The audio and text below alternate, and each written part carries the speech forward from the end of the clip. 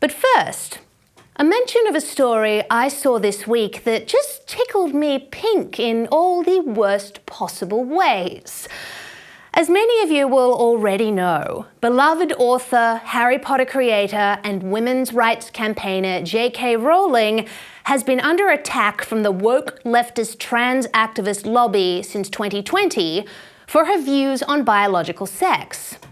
That is, like all sensible people, JK Rowling believes biological sex is real, that it matters, and that it must be recognized in order to maintain women's privacy and safety and ensure fairness in women's sports.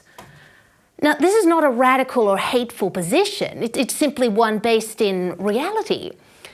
And as she explained, JK Rowling holds this position because she has been a victim of domestic violence and understands the physical advantage that men have over women, hence the need for female-only spaces. But regardless, JK Rowling has been subject to some of the most vicious, regressive leftist attacks I have ever observed, from relentless online trolling to death threats. And this, coming from people who pride themselves on being tolerant, empathetic, and compassionate, the supposed defenders of the downtrodden. Now, while the 2020 furor has died down somewhat, there are still attempts that come to light here and there to unperson JK Rowling as part of a bizarre attempt to pretend that Harry Potter doesn't have an author.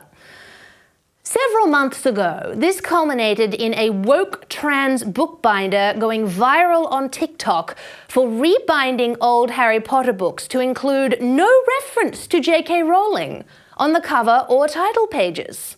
Hello, welcome back to the Harry Potter Rebind series. If you're new here, my name's Laura, I'm a trans artist and bookbinder, and I rebind Harry Potter books without JK Rowling's name on them, because fuck her.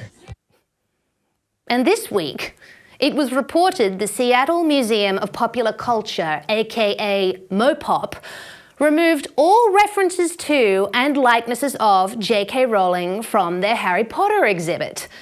This was accompanied by a blog post on the MoPop website containing this truly baffling, hyperbolic bit of rhetoric.